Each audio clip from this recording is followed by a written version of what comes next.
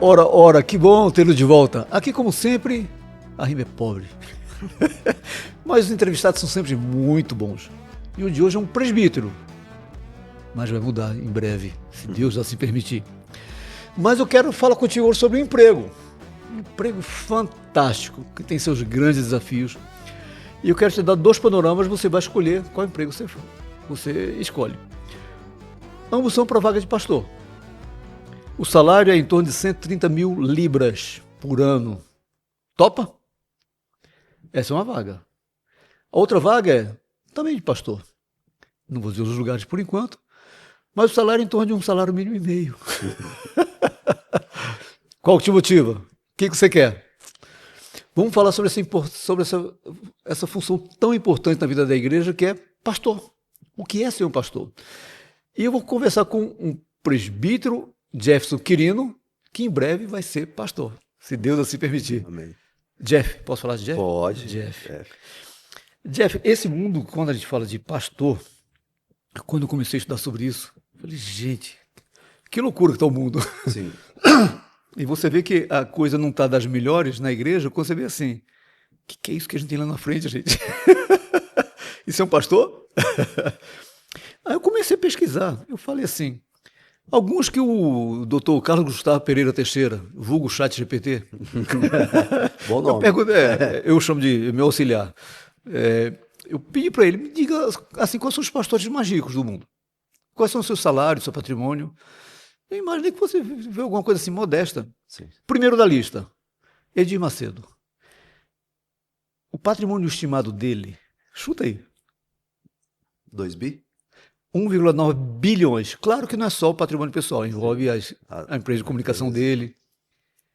Mas tem o Kenneth Copeland, o pastor americano, um patrimônio de 760 milhões de dólares. Um pastor de igreja com patrimônio de 760 milhões de dólares. Matthew Ashimololo, não sei o nome direito. Um patrimônio de 10 milhões de dólares e um salário anual de 130 mil libras. Na verdade, aqui é em libras, porque ele é pastor de uma igreja na Inglaterra. E também achei um cara chamado John Wesley. Patrimônio dele, quando morreu, 0. O patrimônio dele eram os livros que ele escrevia, sim, que parte daqueles royalties ele botava para a igreja, que ele falava que ele não sentia justo, não era ético. Ele viver com um salário tão acima dos membros da igreja dele. E quando eu fui pesquisar, eu vi também que um pastor presbiteriano médio, assim, na cidade do interior, ele ganha entre 2 mil e 5 mil reais. 2 salários mínimos e 3, 4 salários mínimos. Eu falei, puxa, claro que a gente está falando do aspecto financeiro. Sim. Não, e a primeira vez que me atentei com relação a isso foi em 2009. 2009. Quando a Veja divulgou que o Silas Malafaia tinha um avião.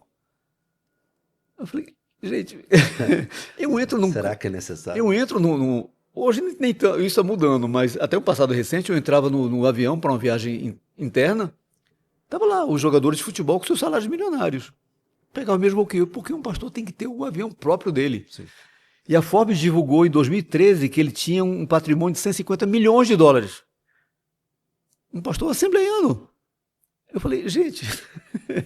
mas aí, sendo justo, ele falou, não é 150 milhões de dólares. É só 6 milhões de dólares. Pronto. Adequou. Não, de reais, perdão. 6 milhões de reais. O restante é da missão que eu sou presidente. E eu percebi isso, que muitos têm um salário que eu achei, assim... Aí eu falei, não sou repórter investigativo, sim, mas me chamou a atenção. Você pega, por exemplo, esse Matthew Ashimololo, da Kingsway International Christian Center. Ele tem um salário de 130 mil dólares por ano.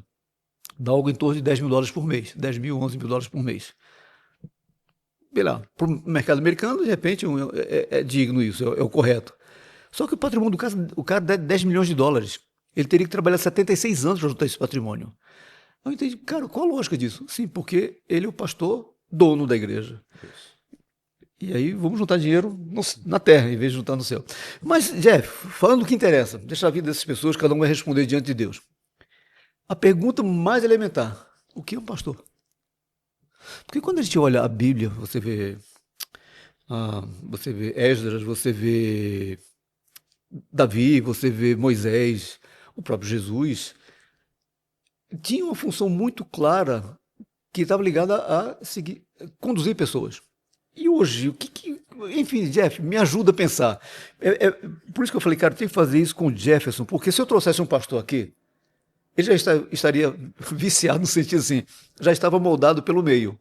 Falei, não, eu vou trazer um cara que é presbítero e quer ser pastor. E depois a gente vai entender por que essa motivação. O que é um pastor, Jefferson, na igreja? Nesse mundo moderno louco. João, assim, eu acho que é bem legal essa contextualização que você traz, porque ela é uma contextualização que resulta de uma pesquisa do que o mundo está dizendo que é um pastor, Sim, né? Então, verdade. quando a gente vai para a internet, quando a gente vai para os sites, para as redes sociais, já existe uma forma em que o mundo está interpretando o papel pastoral. E ele vai utilizar alguns nomes como destaque. Então, ele não vai pegar o pastor que está na igreja, o reverendo Mateus, que é pastor no CIA, no Distrito Federal, e vai tentar conversar com ele para falar, perguntar o que é um pastor. Uhum. Ele vai pegar aquilo que tem se destacado. Então, o referencial, Silas Malafaia, Edir Macedo, os pastores ali da Lagoinha, e eles se tornam, então, o paradigma do que significa ser pastor. Então, qualquer outro pastor vai ser interpretado a partir do que esses homens mostram ser pastor. E é claro, quando a gente olha para eles, eu não quero ser injusto, né, para também não lançar palavras pesadas, né? Mas quando a gente olha para o testemunho público desses homens, aí a gente começa a refletir: será que isso mesmo é ser pastor? Né? Porque quando você olha, por exemplo, Ezequiel capítulo 34, a gente tem lá a palavra do Senhor por meio do profeta, chamando a atenção, né, dentro de uma linguagem pastoral, falando que aqueles pastores não apacentavam as ovelhas do Senhor. E eles não eram passivos. Não é que eles não apacentavam porque eles não estavam fazendo nada. Eles apacentavam alguma coisa. E o texto fala a si mesmos. E a melhor gordura ficava para eles, a melhor pele ficava para eles, o melhor pedaço de carne ficava para eles, e as ovelhas do rebanho do Senhor não eram cuidadas. Né? Então, você tem uma primeira parte em Ezequiel 34, o Senhor repreendendo a atitude desses homens, e você tem uma segunda parte que é uma promessa. E aí, eu acho que entra um pouquinho da resposta, né, para essa pergunta. A promessa é de que Deus iria enviar um pastor que iria cuidar do seu rebanho. E aí, quando você olha para Isaías capítulo 40, nós também temos uma informação de um pastor que iria apacentar as ovelhas do rebanho e que iria carregar essas ovelhas no colo, né? E aí, quando a gente olha para o texto que nós tivemos a oportunidade de ouvir domingo passado lá na nossa igreja, sendo pregado pelo reverendo Luciano, para João capítulo 10, aí você tem então um bom pastor, né? Então eu acho que para essa sua pergunta, o que é um pastor, eu acho que a definição primária um pastor é aquele que exerce o seu ministério olhando para o ministério de Cristo, que é o bom pastor, e como Pedro fala lá em 1 Pedro capítulo 5, o supremo pastor. Então não tem como pensar no pastoreio do pastor dentro do nosso contexto sem ter um referencial. Então, Jesus Cristo é esse referencial. Ele é o bom pastor. E aí, ele é um cumprimento profético, mas ele também, ao longo do seu ministério, ele consegue mostrar pra gente o que é ser um pastor.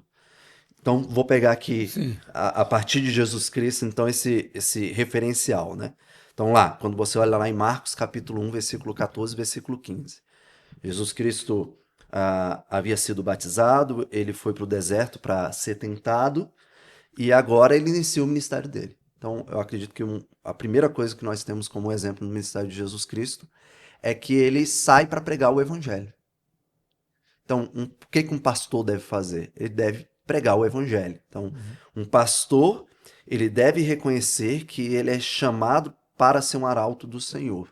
Ele precisa ter o evangelho como algo central dentro do seu ministério. Por quê? Porque o próprio Senhor Jesus Cristo, ao iniciar o ministério dele, a primeira coisa que ele faz, ele vai para a sinagoga, anuncia o evangelho do reino de Deus, fala: arrependam-se, creiam neste evangelho. E aí um pouquinho depois ele vai lá para a casa da sogra de Pedro, cura, e ele sai de madrugada para orar, os discípulos começam a procurar Jesus, quando encontram Jesus fala, ó, tem meio monte de gente lá querendo ser curada. Ele fala, não, vamos sair daqui para Cafarnaum porque me cabe pregar o evangelho. Então acho que ser pastor, primariamente, é anunciar o evangelho de Cristo. E aí, se a gente pegar todos esses nomes, eu já me dei o desgaste emocional de assistir o filme do Edir Macedo. Ah, é? Eu nunca vi. Eu assisti a parte 1, tem a parte 2, né? Eu gosto de assistir essas coisas que parecem um pouquinho estranhas, que ninguém assistiria, e eu assisti. Quando você olha, claro, o filme é produzido por ele, é pago por ele, ok. Mas o início da jornada dele é o início da jornada de um pastor, um evangelista, que está na praça lá de um determinado local de São Paulo, pregando o evangelho. Então nós não temos dúvida de que todos esses pastores, quando eles pensaram no ministério pastoral na vida deles como uma vocação, eles tinham um objetivo: pregar o evangelho de Cristo, porque é o evangelho da salvação. Antes de pensar em ser pastor, primeiro eu fui alcançado por Jesus Cristo, né? Eu fui salvo. O evangelho foi anunciado, meus ouvidos foram abertos, meus olhos foram abertos e agora eu conheço a verdade. Então eu acho que o que é ser pastor, né? O pastor é aquele que é chamado para pregar o evangelho. Mas nesse processo de pregar o evangelho, nós temos uma realidade pública, que Jesus Cristo fazia muito bem.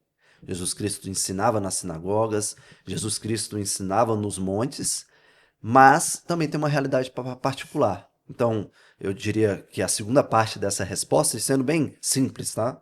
A primeira parte é pregar o evangelho, e esse evangelho ele vai ser anunciado publicamente, que é aquilo que acontece no púlpito, e vai ser anunciado de forma privada, que é aquilo que acontece no pastoreio diário, por meio do gabinete, dos aconselhamentos bíblicos, por meio do discipulado, por meio do conselho, né, numa reunião de conselho, pastoreando e cuidando dos presbíteros. Então, pregar o evangelho se torna central dentro dessa realidade e você tem um elemento prático.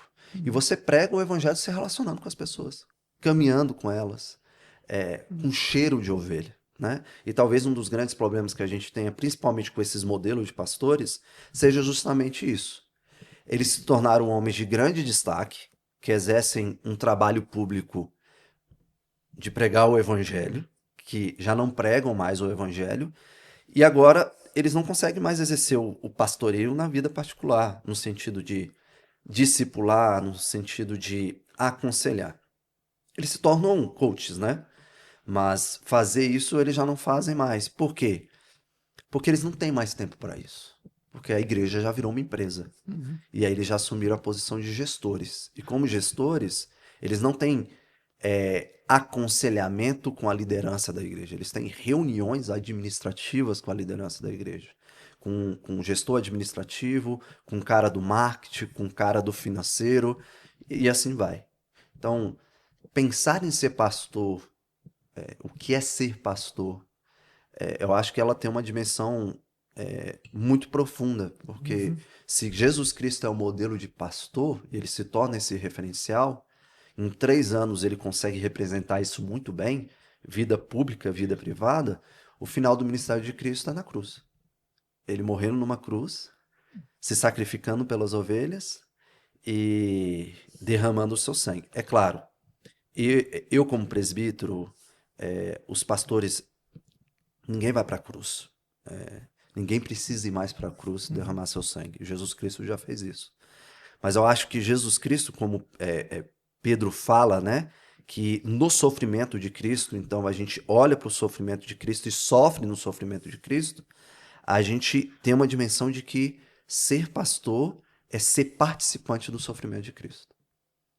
E aí eu acredito que isso já não é uma realidade muito presente na mentalidade da maioria das pessoas que pensam no pastoreio. Mas a gente lê na Bíblia, a Bíblia fala sobre o sacerdócio universal, que todo crente, ele é um pastor. Sim.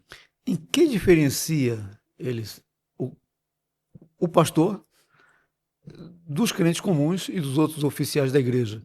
Até porque há uma expressão que se usa muito, que é ungido do Senhor. O pastor é o ungido do Senhor? Não. Essa é uma boa pergunta, né? Opa! Primeiro, hein? Enfim, uma pergunta boa. Ó, agora foi a outra. Quando a gente pensa dentro desse contexto, vamos olhar, né, para o ungido do Senhor. Primeiro a gente olha para o Antigo Testamento, esse processo de ungir, né? Você tem principalmente os reis que eram ungidos, você tem os profetas que também eram ungidos e sacerdotes, né? E aí você entende de forma bem simplificada que se trata de um elemento de separação. Então, essas pessoas estão sendo separadas para um propósito específico. Quando a gente olha para o ministério pastoral dentro do Novo Testamento, a gente não carrega esse elemento da unção, daquele indivíduo que é ungido pelo óleo, e você transfere para o Novo Testamento como se ele estivesse sendo destacado dentro da igreja. Porque sim, agora a gente tem um princípio do sacerdócio universal dentro do contexto da igreja. E quando a gente olha para esse sacerdócio universal, nós podemos afirmar tranquilamente: só existe um que é grande, e aqui eu tenho que dar o mérito dessa frase no seu sentido de uso diário na vida da igreja, que é o presbítero Cláudio. Nas entrevistas com os novos membros da igreja, ele sempre gosta de lembrar: só existe um que é grande, Jesus Cristo. Só existe um que é cabeça, Jesus Cristo. Mas quando a gente olha para Efésios, capítulo 4, Jesus Cristo, ele quis chamar e doar dons específicos, uns para apóstolos, outros para profetas, outros para pastores. E ele faz isso com um propósito: para o aperfeiçoamento dos santos, para o desenvolvimento do serviço dos santos, para que eles possam ser amadurecidos, para que eles cheguem à plenitude da fé e tudo mais que o texto diz. Então, o pastor, ele não é ungido no sentido de que ele agora ocupa, dentro de uma posição que, dentro do contexto israelita, era teocrática, uma posição de destaque. Ele é um oficial. Então, Lutero, ele, dentro do processo da reforma, ele luta contra aquele contexto do clero, né?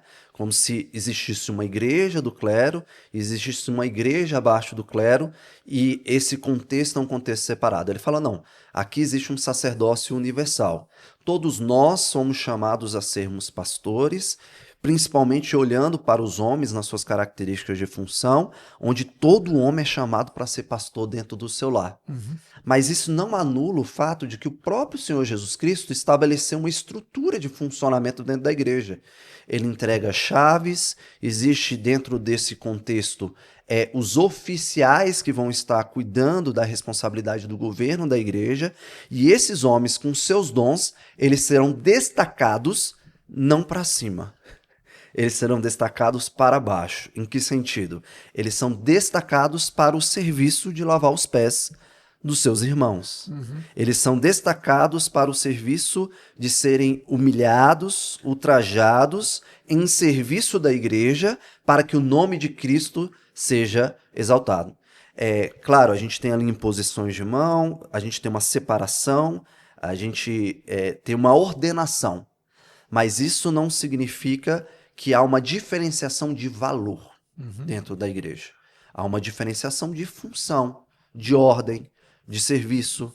Então, o pastor, ele é destacado para isso, né? Ele já não é mais como aconteceu com Davi, né? Nós tivemos a oportunidade, a gente tem tido a oportunidade de ouvir 1 Samuel, e quando a gente olha para esses elementos do ungido do Senhor, né? Quando Davi tem a oportunidade de matar Saul, e ele fala: ai de mim, de tocar no ungido do Senhor.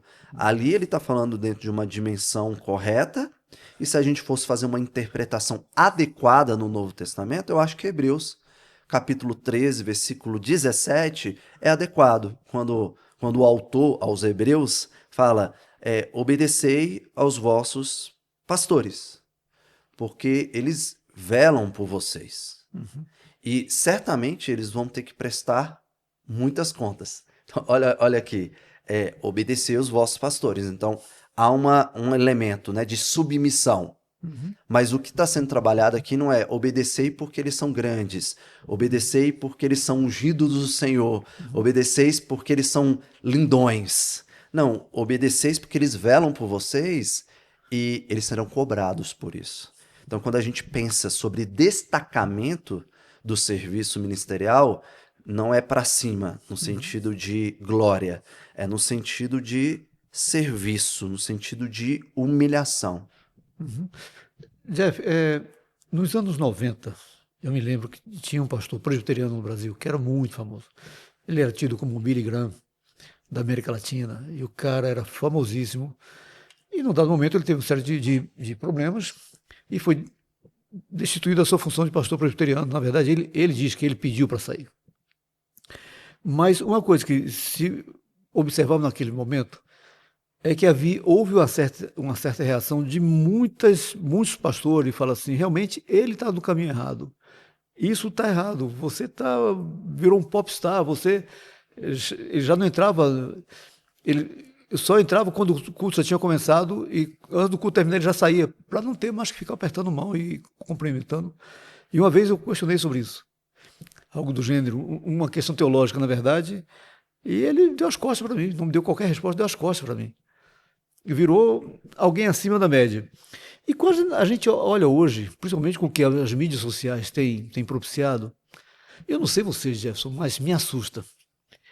Você vê, eu não estou falando daquelas coisas que a gente julga que são mais extremas. Estou falando de pastores presbiterianos. Sim, sim. Que é bom botar o dedo no nosso calo, né? E olhando para a gente.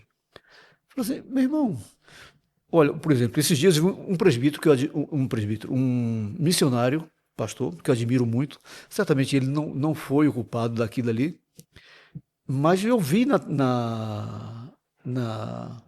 o teaser que fizeram da conferência missionária da igreja, nosso telão lá na igreja, que é um telão grande, mas era fichinha perto desse telão, era uma coisa de parede inteira, uma coisa monstruosa.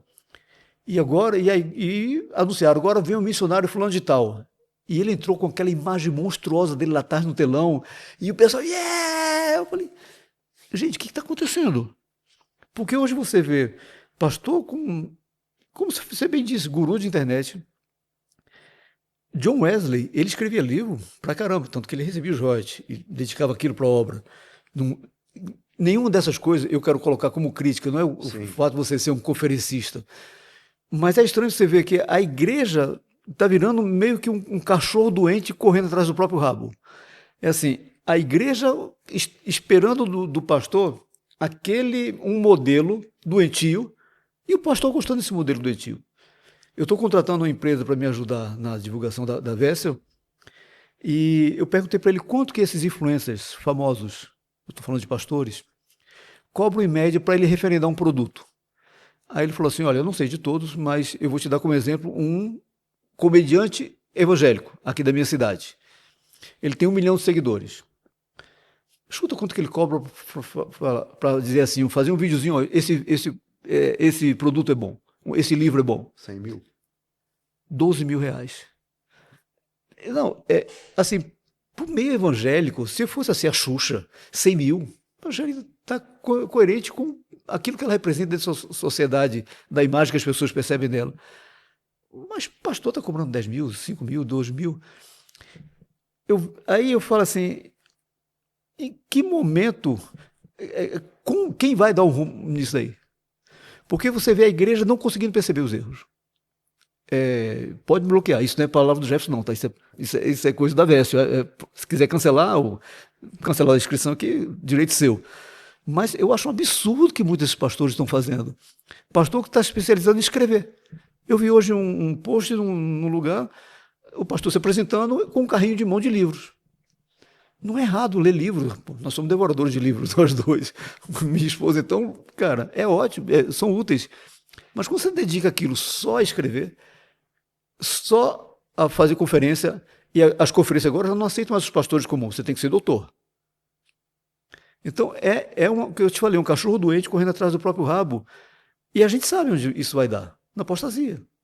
A gente vê, eu estou pesquisando sobre o assunto, a partir de uma coisa que o Matheus falou, eu fiquei, Jeff, os Estados Unidos foi um dos países que mais enviou missionários, e hoje várias igrejas estão fechando porque não tem Tem pastor. pastor. Mas peraí, os grandes seminários estão lá, por que não tem pastor? Não, porque os caras só querem grandes igrejas, com grandes salários, com grandes públicos, com grandes conferências, com grandes seguidores no Instagram, grande. Eu falo assim, cara, esse é o modelo bíblico. Desculpa, quem tinha que estar falando tudo isso era o entrevistado, não o João Inácio. Que isso me deixa tão assim, e não estou passando recado para ninguém. São coisas que há muito eu olho e me incomodo. Mas quando eu olhei esse cenário, eu comecei a me fazer uma pergunta, porque é muito comum hoje um fenômeno chamado desigrejado. Aquele cara que é crente e não vai para a igreja. Mas eu tenho visto muitos missionários que são famosos e não vão para a igreja. Escritores que já não param em igreja nenhuma. Existe pastor desigrejado? É possível isso? Como é que você vê esse cenário louco? Louco do meu ponto de vista, tá? E aqui eu vou ser bem cuidadoso com minha Por resposta, favor. porque eu já chego com uma carga de opiniões, né? Aham. Eu não tenho rede social e tomei essa decisão não por querer me colocar numa posição como que não ter rede social seja um modelo ideal, um padrão. Não, porque isso também eu poderia cair num erro, né?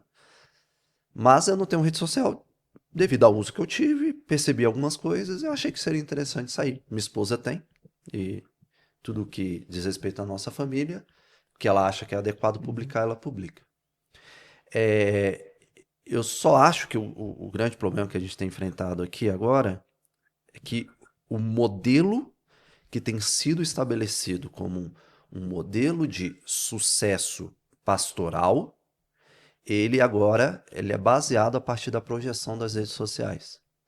E aqui eu vou voltar um pouquinho, porque eu pude acompanhar um pouquinho de perto esse movimento, né? Em 2017 eu trabalhei numa editora de livros cristã.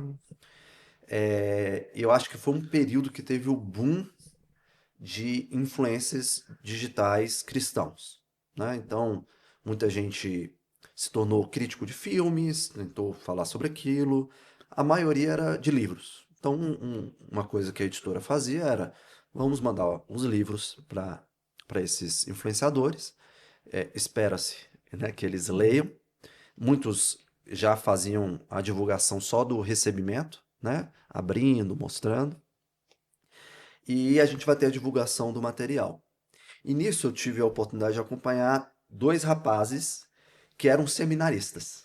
Então, só para a gente pegar a linha aqui, Sim. eles já nem estavam já como ordenados. No seminário, eles viram uma oportunidade de já entrar nas redes sociais e divulgar e de se projetarem. Então, eles eram dois seminaristas, eles gravavam os vídeos juntos, e a função deles era falar sobre a vida do seminarista, receber livros e criticar livros. Um foi ordenado, o outro, ao final do curso, ele entendeu que não queria ser pastor presbiteriano, porque ele fez um curso inteiro no seminário presbiteriano e identificou que ele era batista.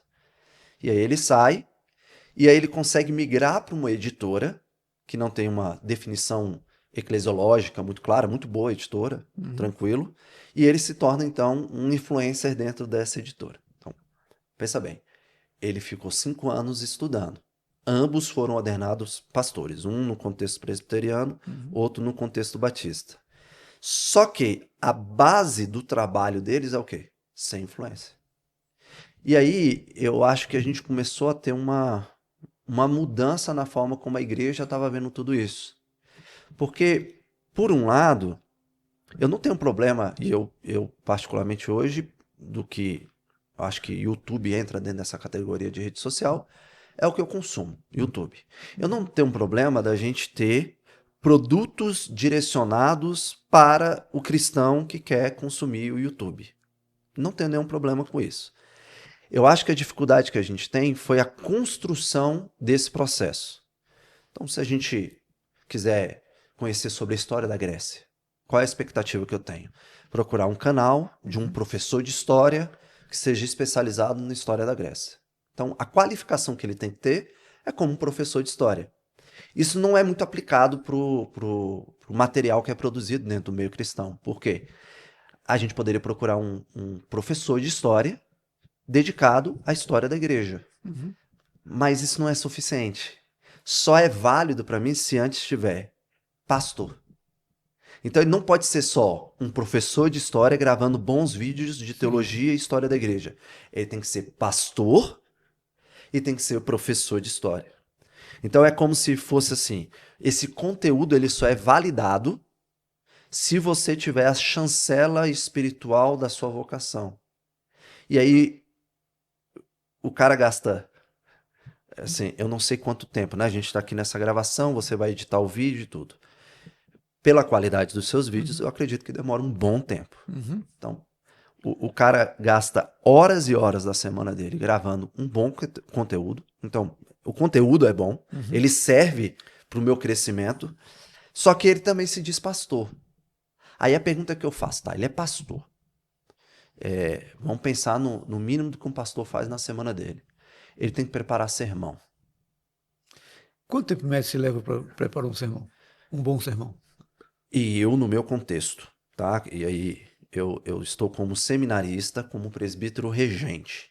Eu levo, em média, por não ter essa habilidade semanal de estar preparando o sermão, 2 semanas. 2 semanas. Né? Eu sei que, num contexto de ordenação, de ritmo de agenda ali das pregações, eu não vou poder me dar esse luxo. Mas eu prego 1 a 2 vezes no mês. Então, se eu vou pregar 2 vezes, normalmente eu tenho 2 semanas para cada sermão. E eu uso as 2 semanas. Um pastor, pelo que eu acompanho de perto, os pastores na nossa igreja, eu percebo eles no labor da preparação ali em torno de 1 semana. Que eu acho que é considerável já. Então, eles começam a ler o texto, começam a refletir sobre o texto e preparar. Esses pastores que eu tenho a oportunidade de ver o excelente trabalho deles, são pastores que pastoreiam o rebanho, não somente no púlpito. Então, eles também têm gabinete. Então, eles vão gastar tempo com o gabinete. Eles também vão fazer visitas. Eles vão receber. Pode acontecer de ter que ir num enterro durante a semana. Então, eles têm uma semana ocupada com outras demandas. Aí você pega esse pastor da internet. Ele passa horas gravando. Ele passa horas tweetando. Ele passa horas divulgando, porque não adianta você gravar e não divulgar seu material. Ele passa horas respondendo caixinha no Instagram, porque ele precisa se relacionar com o público-alvo dele. Aí ele vai preparar o sermão. Ele vai aconselhar as ovelhas. Ele vai cuidar da família dele. Não vai. Não vai. Muitas dessas coisas ele não vai. Não, ele vai ter que abrir mão de alguma coisa. Aí a resposta é muito simples. Se toda semana ele consegue postar, se toda semana ele consegue divulgar, se toda semana ele consegue gravar, eu presumo que ele abriu mão das outras coisas. E, Jefferson, e aí eu vou num ponto além que é um motivo meu, não de conflito, mas de conversa constante entre eu e Ranúzia. Porque a mídia social, ela te impõe um comportamento. Ela te impõe. É muito difícil resistir a isso. Porque quando você olha ou não, você presta atenção ou não. Por exemplo, a gente publica livros de pessoas lendo a Bíblia. É estranho, mas isso às vezes dá 3, 4 pessoas. E eu me dou satisfeito com isso. Porque consegui fazer com que 3 pessoas parassem para ler um trecho da Bíblia. Então, louvado seja Deus. Mas você incutir isso na sua cabeça é muito difícil, porque o algoritmo ele te impõe que você tenha muito. E para você ter muito, você vai por caminhos que nem sempre são bons. Por exemplo, esses dias eu vi um pastor presbiteriano, é um desses influencers, fazendo comentários sobre o governador do Rio Grande do Sul, que é sabido, ele é homossexual. O desdém com que ele tratava essa pessoa, na opinião desse governador, falou assim, você não precisa você não precisa ser tão caricato para falar dessa pessoa, sim, porque você não está sendo cristão. Não é concordar, se você não for caricato, você está concordando. Você pode discordar elegantemente. Mas por que ele assumiu aquela postura? Porque a mídia social te impõe isso, que quanto mais caricato, quanto mais polêmico você for, mais seguidores você vai ter e vira uma bola de neve. E eu já vi, não é difícil você ter muitos seguidores. Mas, da forma correta, é difícil. Porque as pessoas não é isso. O que as pessoas querem, é aquele exemplo que eu te dei, do cachorro doente correndo atrás do rabo. Uma população que não quer profundidade, ela quer superficialidade. E que você está disposto a dar, desde que você me siga e eu me mostro como influente e eu posso ter benefício disso. Então, Mas a pergunta que eu faço é, desculpa te cortar aí. Nem sei se eu posso fazer isso, hein? olhe, que não seja a primeira vez. A pergunta que a gente poderia fazer, esse exemplo que você deu desse pastor, excelente. Ele pode discordar de forma elegante? Pode. Mas eu vou um pouquinho antes. Ele precisa estar lá gravando esse vídeo? Uhum. Por quê? A gente começou a acreditar que para todos os problemas do mundo se necessita uma resposta. E quem vai dar essa resposta sou eu. Porque quanto mais rápido eu der essa resposta, mais engajado eu tô e mais seguidores eu tenho. Aí a pergunta que eu faço: você precisaria estar lá? Olha a situação que você se colocou. Você foi ordenado para ser pastor. Aí você tomou uma decisão. Eu vou para as redes sociais, sempre com aquela desculpa, né? Porque eu vou pregar o evangelho, eu vou expandir o evangelho. E, na verdade, é muito sobre si. Aí ele vai para as redes sociais. E agora ele percebe que só vai funcionar se ele falar sobre tudo para aquele público, daquele jeito que aquele público necessita. Ele desvirtuou e agora ele está focado em algo. Jefferson, eu tenho quase certeza que muitos não percebem isso. Como eles se deixaram fisgar por essa lógica. É lugar comum eu falar aqui de uma pessoa que muito me influenciou, que é o pastor Vadilau Martins Gomes. Uma vez fui visitar o Lau na casa dele, onde ele mora hoje, em Mogi das Cruzes, São Paulo. A biblioteca dele é uma coisa monstruosa. Cara, é Já ouvi muito falar. grande. É muito grande. E ele leu tudo aquilo, ele leu profundamente. Ele lê e aplica. E uma vez o Walter Júnior, amigo nosso, ele falou uma coisa assim: João, muita gente quer ter a erudição do Vadilau, mas não quer ter a vida piedosa dele. E eu lembro quando ele foi fazer um curso de aconselhamento bíblico e psicologia, se não me engano, nos Estados Unidos. E ele falou: João, eu falei, mas lá, você era um mestrado. Por que você não põe esse, não tira o diploma disso? Ele falou, porque se eu pegar o diploma, eu perco a autoridade de falar como pastor. E eu sou pastor. Tô- Exemplo raro, né? Mas, Jeff, você está pensando em ser pastor. Você imaginava que era assim? Que iria ver esse tipo de coisa? Em quem você se espelha para. Não vale falar Jesus.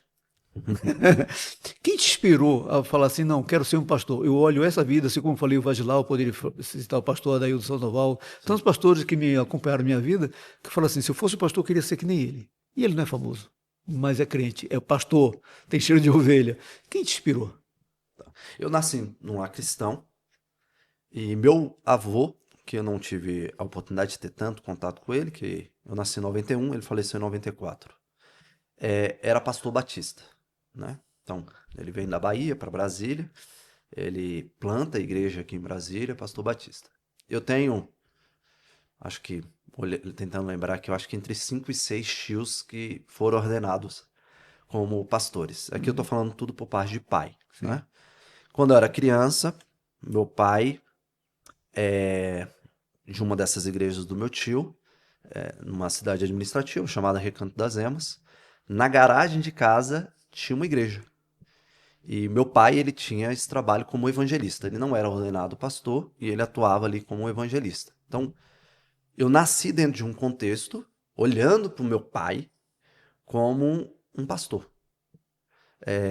Não somente como um pastor naquela garagem que funcionava uma igreja no domingo, mas como um pastor dentro de casa. Então, assim, eu poderia dizer que o primeiro exemplo que eu tenho é o meu pai.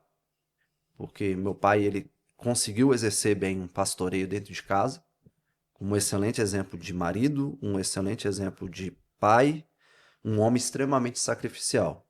E eu pude ver também meu pai exercendo seu ministério como um pregador, como ele fazia tudo, né? Meu pai canta muito bem, cantor, fazendo todo esse trabalho.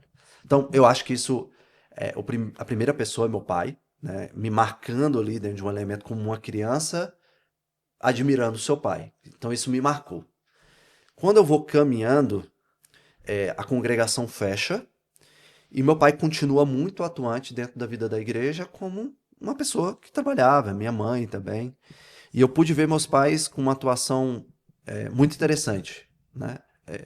Meus pais gostavam de mudar muito. Isso Uhum. aí e ele não é militar. Então a gente mudando, e eu me lembro de um período que a gente mudou para uma determinada quadra, e minha mãe e meu pai nunca tiveram dificuldade de evangelizar. E eu me lembro que a gente morava nessa quadra, e para ir para a igreja que ficava aqui, a gente tinha que passar por algumas ruas. A imagem que eu tenho, João, isso eu tô falando 10, 9 anos, é que no determinado momento, e a primeira vez foi só minha família, porque a época a gente não tinha carro, ia andando. Um tempo depois era a vizinha que minha mãe conheceu. Aí ela falava: "Eu posso levar seus filhos?" Aí a vizinha: "Pode." Aí levava os filhos. Aí depois a vizinha ia. Aí eu me lembro de uma outra família que os filhos, a vizinha, o vizinho, o esposo. E chegou uma época que eram 25 pessoas subindo para a igreja. Então, eu pude ver de perto algo muito orgânico. Uhum. Então, eu diria que meus pais me impactaram muito. Depois disso, eu fui seguindo minha caminhada como um crente, tomando algumas decisões equivocadas, buscando, como eu nasci num lar cristão, acreditando que eu precisava experimentar o que meus primos tinham, seguir por caminhos tortuosos, mas sempre presente na vida da igreja. Quando mais velho, ali por volta de 16, 17 anos, um homem chamado Pastor Rogério da Igreja de Cristo, em Taguatinga Norte. Eu diria que ele foi o primeiro modelo de pastor que eu tomei como exemplo para o que eu queria ser. O que, tinha de especial nele? Ele me pastoreava. Ele foi a primeira vez que eu tive a oportunidade de viver o gabinete. Uhum. Então, quando eu era da Igreja de Cristo em Taguatinga Sul, fiz uma migração para Taguatinga Norte e ele me convidou para o gabinete. Ele falou: "Vamos conversar, vamos tomar um café." E tinha café, de verdade. Ele botou, a gente conversou, tal. E tinha algo que eu gostava muito que ele fazia, que era mais ou menos assim: "Jefferson, vamos lá na igreja para a gente conversar?" Tá. A gente chegava lá, ele era um pastor semi-integral, né? Ele conseguia ficar ali na igreja, e ele era de fato um fazedor de tendas. Ele mexia com tenda mesmo. Ele alugava a tenda. E aí ele falava: "Vamos ali entregar uma tenda?" Aí ele entrava no carro, eu entrava no carro e a gente conversava. Conversava, e descia. Ele: "Não, me ajuda aqui e tal." Descia, voltava para a igreja. Era esse o momento que eu tinha com ele. Além, ele pregava muito bem, ele era um homem muito diligente. Eu olhava para ele com uma admiração para a forma como ele cuidava da esposa, cuidava dos filhos. Mas ter esse contato com o gabinete, que até aquele momento na minha vida, pastor para mim era só aquilo que eu via no púlpito. Uhum. Então, pregando, e descobri que existia gabinete pastoral, aquilo ali me marcou muito. Uhum. Então, eu diria que a segunda pessoa foi o pastor Rogério. E a terceira pessoa foi o presbítero Cláudio. Presbítero Cláudio. O presbítero Cláudio, ele teve um impacto muito grande na minha vida, porque grande parte do amadurecimento ministerial que eu tive nos últimos 10 anos se deve ao fato de um dia o presbítero Cláudio ter entrado comigo. Ele falou: "Jefferson, à época a gente era da CMA ainda, né? O conselho da CMA, a gente estava organizando a redenção, aprovou seu nome para candidatura ao Sagrado Ministério, né? Posso conversar com você?" Eu falei: "Pode." O Cláudio, isso foi, gente, 2015. O Cláudio já fazia conversa online, nem esperou a pandemia, ele já bora online mesmo e tal. E ele marcou a conversa. Ele: "E aí, Jefferson, o que você pensa?" Eu falei: "Cláudio, eu não vou aceitar. Eu não acho que é o momento para mim. Eu fiz algumas aulas no Seminário Presbiteriano de Brasília online, presencial, e eu percebi que eu não vou dar conta de trabalhar de 8 às 18, sair do meu trabalho, ir para o seminário, chegar em casa 10h30, 11 horas, e esse ser o único contato que eu tenho com minha esposa." Eu estava casado há 2, 3 anos, eu falei que a gente tinha um ritmo de: se a gente vai assistir um filme, a gente vai assistir junto. Se a gente Uhum. vai assistir uma série, a gente vai assistir junto. Se a gente vai pra academia, a gente vai junto. Eu falei: "Eu acho que vai quebrar muito a nossa rotina. Eu acho que eu não estou pronto ainda." Aí e o Claudio falou: o Cláudio poderia ter dado uma resposta, ok, eu vou dar o retorno pro conselho. Ele falou, diante da sua resposta, eu posso caminhar com você? Eu falei, eu já tinha uma grande admiração por ele. Eu falei, claro. E isso teve um impacto muito grande na minha vida, porque o Cláudio não prometeu que iria caminhar comigo. Ele caminhou comigo. É.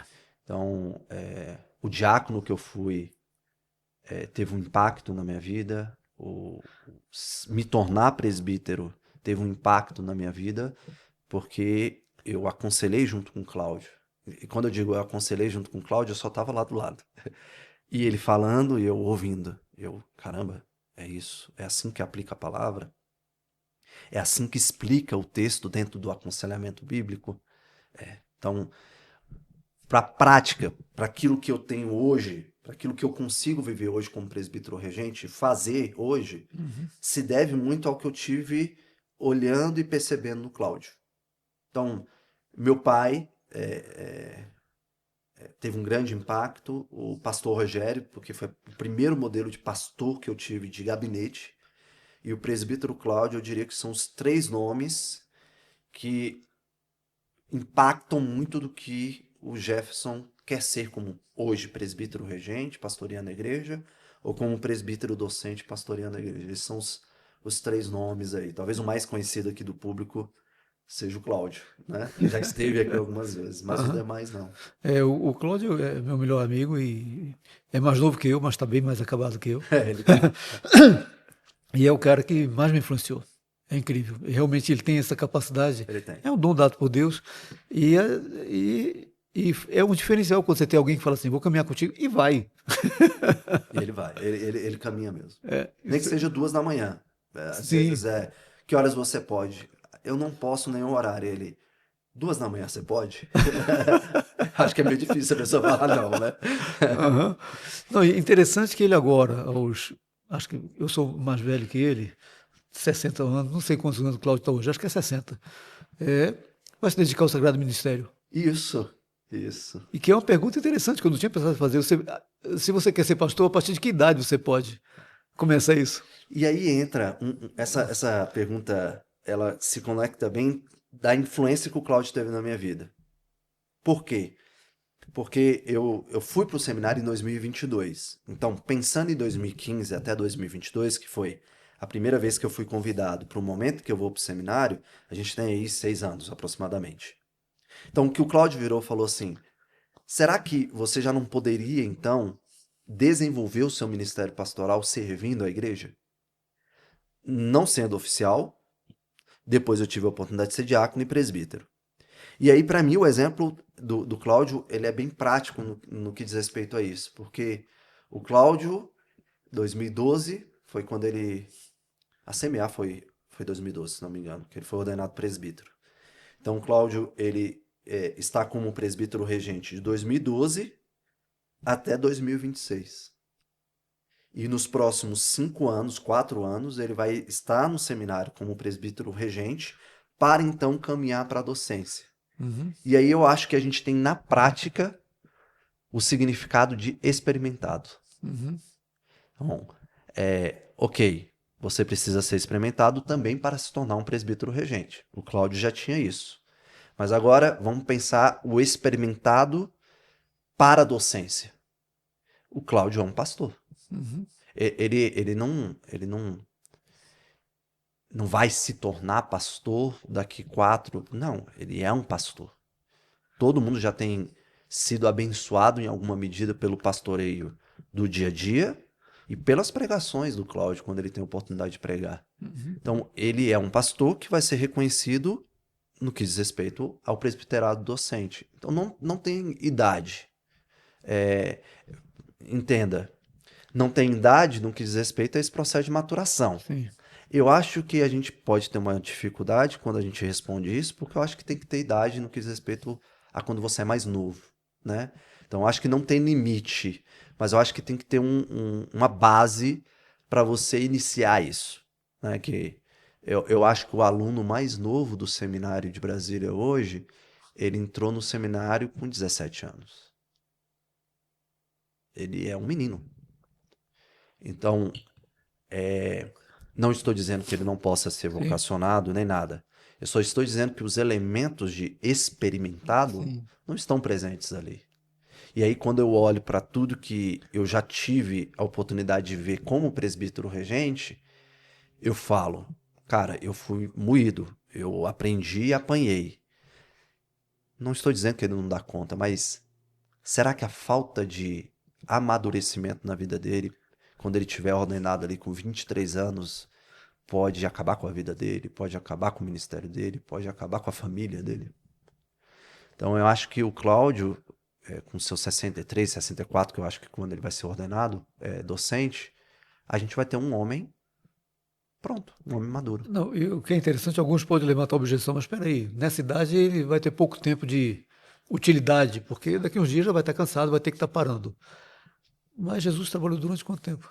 Ah, 3 anos. 3 anos. Assim, claro que foi durante toda a vida, mas 3 anos específicos que o ministério dele ficou mais visível. Então, essa desculpa de que você, Não, que está não. velho, não cola, né?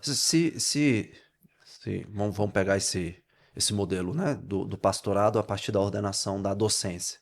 Se ao final desse ano ou início do ano que vem eu for ordenado e Deus permitir que eu exerça meu pastorado como docente durante 1 ano, foi o tempo que ele quis. Uhum, sim. E foi feito. A questão é, com 1 ano, 10, 20 anos, a pergunta sempre vai ser a mesma. Você foi fiel? Essa é a pergunta. Então você pode ser infiel com 10, 20 anos de ministério, você pode ser infiel com 1 ano, ou você pode ser fiel com 1 ano, 10, 20 anos. Eu acho que esse não é a questão, né? E se você for parar para pensar, o Cláudio, ele vai se aposentar do TCU. Poxa, ele vai se aposentar. Então seria o momento, talvez, dele gastar o tempo dele com a aposentadoria. Não, Isso não é o Cláudio. não é o Cláudio. Ele vai se aposentar e ele sempre orou para que ele pudesse ter a oportunidade de se aposentar, justamente para ter mais tempo para fazer o que ele já faz hoje como pastor da igreja. Então, isso tem um grande impacto na minha forma de pensar pastoral. Eu estava orando dessa maneira essa semana, porque eu nunca imaginei que fosse ficar velho. E tô ficando. Aí você fala, não, já está. Eu nunca imaginei que ia ficar careca. Eu tô careca. Não, mas a vida te impõe, assim, benefícios na maturidade, que é da experiência. Você já não dá cabeçadas que você dava quando jovem. Isso. Mas você se pega muitas vezes querendo fazer coisas que não consegue mais, porque o vigor físico já não é o mesmo.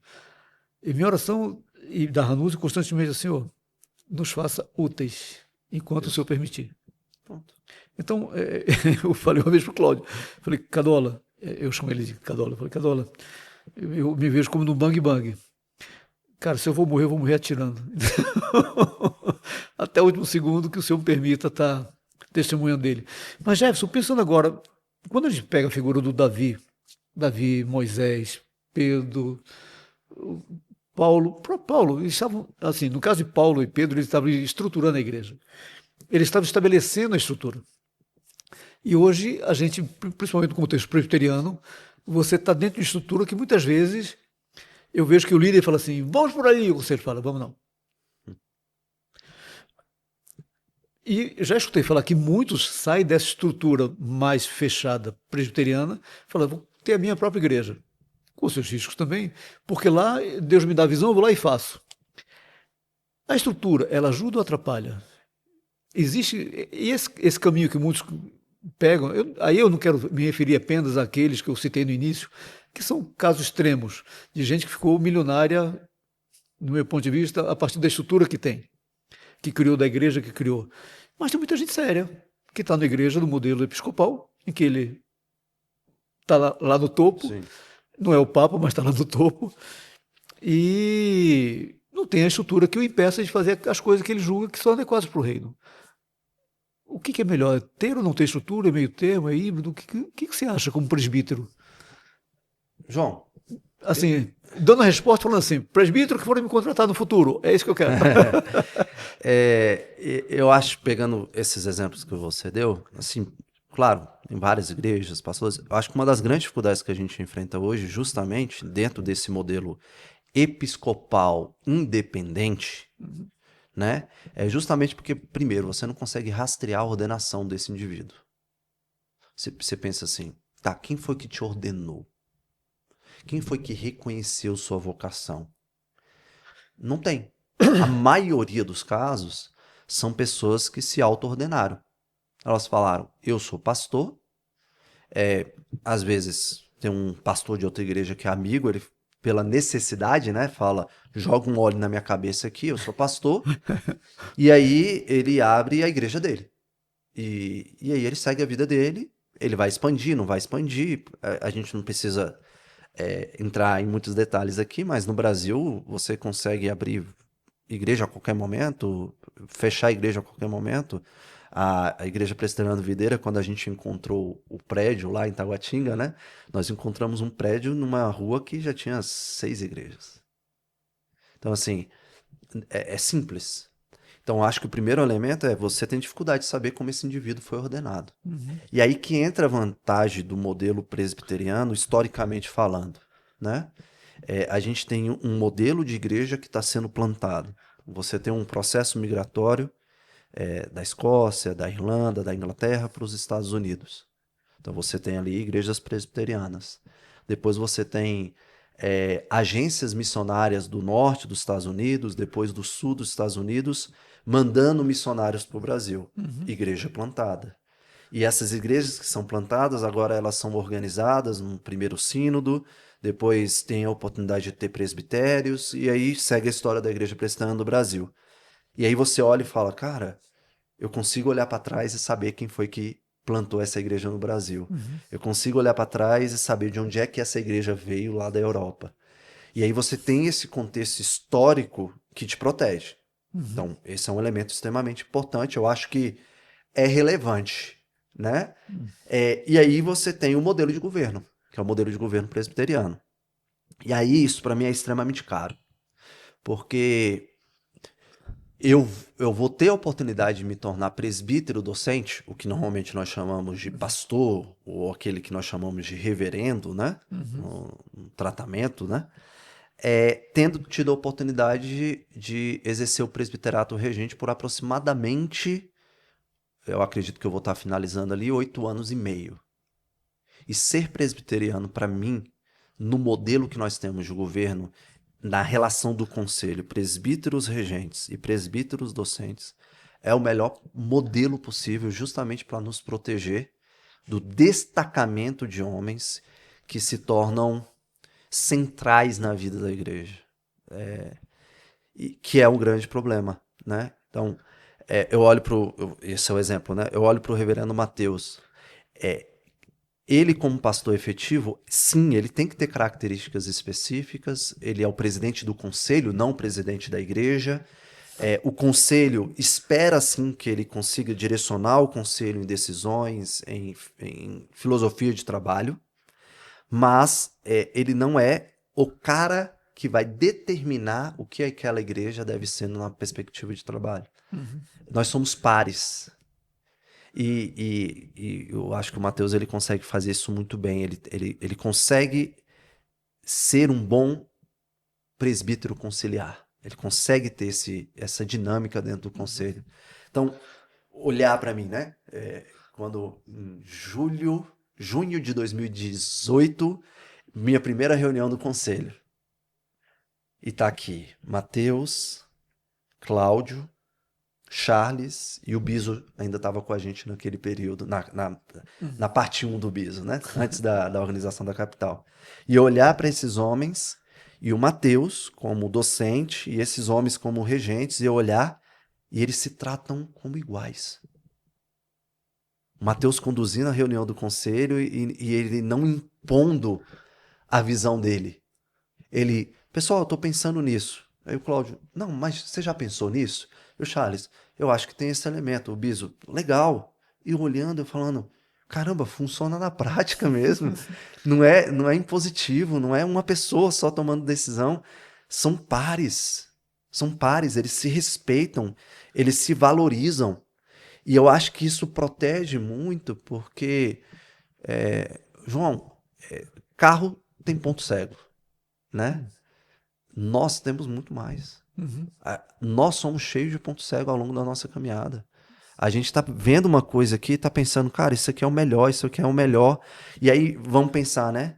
eu sou pastor da igreja e eu tomo todas as decisões. Eu estou tomando várias decisões com pontos cegos, porque eu não sou a multidão dos conselheiros. Agora, quando eu estou dentro de um sistema conciliar, eu estou aqui, eu consigo... Pessoal, eu estou pensando que eu acho que seria legal se a gente fosse por aqui. Pastor, você não viu? Você pensou nisso? Não. Você pensou naquilo? Não. Não quer dizer que essas pessoas estão falando, não vamos fazer. Elas estão colocando na mesa questões que não foram pensadas. Então, como é bom não pensar o pastoreio da vida da igreja sozinho. Como é bom. E o mais legal, né? O próprio concílio está na dependência do Senhor Jesus Cristo. O próprio concílio está na dependência da palavra. O próprio concílio está interpretando a palavra por meio do símbolo de fé. O próprio concílio está lembrando, isso aí vai contra o nosso artigo da igreja presbiteriana. Uma pessoa sozinha não consegue pegar todos esses elementos para poder fazer esse trabalho no dia a dia da igreja. Então, o que eu penso, né? Eu tenho muito desejo de, sendo pastor, seja auxiliar ou um efetivo de uma igreja, eu tenho muito desejo de que a igreja olhe para o conselho e veja que todos aqueles homens são seus pastores. Então eu quero ter a tranquilidade, João, de, se Deus permitir que eu esteja numa igreja por determinado tempo, ao sair de lá, aquela igreja ela não sinta nenhum impacto sobre a minha saída. Porque ela sempre teve pastores e ela vai continuar tendo pastores naquela igreja local, que são os seus presbíteros. Jefferson, é bonito ouvir isso, sem dúvida é. Mas eu nunca vi nada na prática que seja assim, porque de fato a gente atribui uma autoridade à autoridade, à liderança, e é muito característico da nossa cultura ocidental. Você pegar. Não, na oriental também, eles têm uma veneração pelo imperador, pelos líderes. Mas hoje, pelo que a cultura nos impõe, ou seja, o pastor é o cara, é aquele que está lá na frente, Sim. é o que prega, que está mais. Então, é natural que a gente se identifique mais com ele e quando ele sai, a gente também sinta. Sim, sim. Mas eu quero dar um passo atrás. Uma pergunta que me escapou, que é importante, que nesse momento é possível que tenha muito jovem que fala assim, eu quero ser pastor. Não como aquele jovem que procurou o pastor Heber Campos, que falou isso para mim, que chegou para ele e falou assim, como é que eu faço para ser que nem você? Mas o que ele estava dizendo era, como é que eu faço para ter quantidade... A sua contexto, projeção. a sua projeção. Ele falou, ele nem estava pensando no que significa ser um pastor, porque não conhece. Mas como que um jovem, já que você passou por isso, porque eu acho que todo crente sério, homem, em algum momento da vida dele falou assim, será que Deus não está me chamando para o ministério? Eu acho que é inato esse pensamento. Sim. E para muitos Deus vai falar, não, fica na sua, cara, vai fazer outra coisa, não essa. Então, quais são os sintomas que o jovem deve ter no coração dele? Como foi, pegando você como exemplo, para falar assim, não, o caminho é esse, eu quero segui-lo. João, eu vou dar uma resposta a partir do que eu vivi, mas eu não acho que ela é o modelo definitivo, não Claro. acho que tem que ser replicável. Uhum. Funcionou e eu acho que é interessante, tá? Eu sempre tive, em algum momento ali, a partir da adolescência, um pouquinho mais para frente, uma percepção de que eu queria ser pastor. Quando eu chego no contexto presbiteriano, eu já estava fazendo seminário, né, numa outra instituição por conta própria. Eu chego lá, eu saio dessa instituição porque eu percebi que eu não precisaria daquilo para aquilo que viria para frente. Uhum. Quando o Cláudio me chama para conversar e a gente começa a caminhar. Primeira coisa, eu acho que perceber que você pode exercer o pastoreio sem o ofício. E hoje, eu acho que poder exercer esse pastoreio dentro do lar, dentro de casa, já pode ser algo extremamente gratificante. Você ser pastor da sua casa. Uhum. Você ser pastor da sua esposa. Você ser pastor dos seus filhos. Se a gente for pensar numa dimensão, cara, você tem sua esposa e seus filhos para pastorear. E às vezes, e eu passei por isso, e passo por isso, porque é uma dificuldade diária da aplicabilidade da palavra de Deus, você já tem um trabalho extremamente difícil. Uhum. Mas você está o tempo todo olhando para o púlpito. Você está se vendo aqui, você está vendo aquela pessoa que você admira pregando. Você está vendo aquela pessoa que você admira ensinando. Você está vendo aquela pessoa dando avisos. e você fala, eu acho que isso é ser pastor. Uhum. E aí você projeta pastoreio a partir do que você vê na realidade pública, no púlpito. Uhum. Mas você não, às vezes, nem cumprimenta o irmão na igreja. Sim. Você não visita, você não dá bom dia, você não se interessa pelas pessoas. Você gosta de teologia, e eu acho que esse é o grande ponto. Ler é muito bom, estudar é muito bom, a gente tem que conhecer mais teologia, isso é extremamente importante. Mas eu acho que o grande fator de decisão está aqui. Eu gosto de teologia. Nossa, já parou para pensar como é que seria viver uma vida onde que você passa a semana toda só lendo um livro de teologia, pensando nas coisas de Deus? E aí você pensa assim, cara, isso, eu quero ser pastor. E isso começa a alimentar um pensamento errado. Então, eu acho que hoje vale muito a pena, por isso que eu não quero definir isso como um modelo. Uhum. Para mim foi muito bom ter tido a oportunidade de, ao não ir para o seminário em 2015, me tornar diácono. Porque na diaconia eu tive a oportunidade de ver e experimentar várias coisas que foram importantes para mim na vida da igreja. E na própria diaconia eu tive a oportunidade de fazer visitas, eu tive a oportunidade de ajudar com socorro aos necessitados, e aquilo tem dimensão pastoral. Então, eu me senti pastor sendo diácono. Uhum. Quando em 2018, então, eu viro presbítero, eu me senti pastor sendo presbítero. Eu pude viver o pastoreio. E quando eu chego em 2022, depois de muito tempo de oração com a Carol, a gente refletindo algumas coisas, eu entendi que chegou um momento da minha vida que o pastoreio que eu estava exercendo por meio do presbiterato estava faltando tempo. Eu trabalhava de 8 às 18, eu trabalhava em concessionária, e eu percebi, caramba, marcar aconselhamento somente no horário do almoço não está dando certo. Eu percebi, caramba, à noite eu tenho que dividir o tempo que eu vou ficar com minha esposa, o tempo que a gente vai receber visita e o tempo que eu vou ler alguma coisa. Não está dando tempo. Então eu percebi que num determinado momento da minha vida, eu queria exercer aquilo que eu estava exercendo com mais tempo. Uhum. Então eu não me vi alguém assim como eu quero fazer seminário para poder me tornar pastor. Eu vi assim, eu preciso fazer o seminário porque a docência me permite a integralidade do trabalho do pastoreio. Então, hoje, eu já tive algumas conversas com alguns jovens da nossa igreja que falam, poxa, eu penso no pastorado, eu falo, você já pensou na diaconia? Não, você é diácono. Você já pensou no presbítero regente?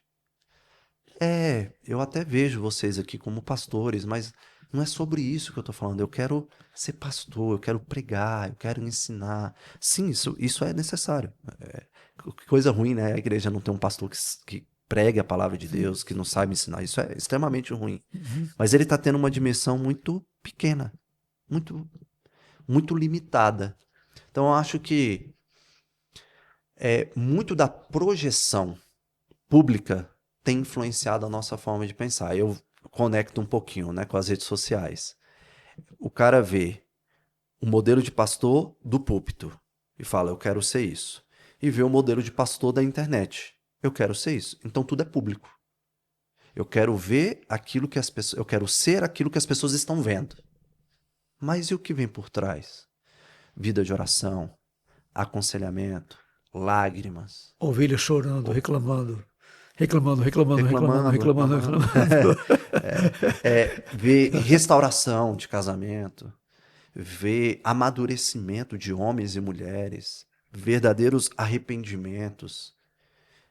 Repito, o púlpito importa, ele é central no ministério pastoral. Uhum. Ele importa. Mas se eu não quero o restante, porque eu não gosto de me relacionar, Não, Jeff, e o oposto de todas essas coisas, né? Você fala assim, casamento sendo restaurado, casamento não sendo não sendo restaurados. restaurado, processos disciplinares, Nossa, exclusões, processo disciplinar deve ser barra para quem está na liderança direto. bastante. A Carol, ela brinca com algo assim, ela fala, eu não sei onde as pessoas veem glamour em virar presbítero. E eu entendo o que ela está falando, porque ela está falando como uma esposa de presbítero.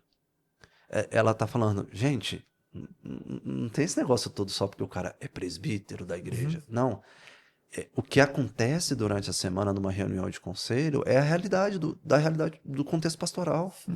Então, assim, nós não temos nenhum prazer de chegar na frente da igreja e ler uma carta de exclusão.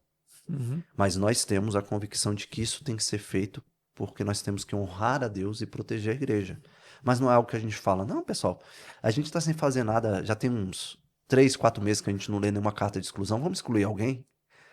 Não é isso, isso é doloroso, isso...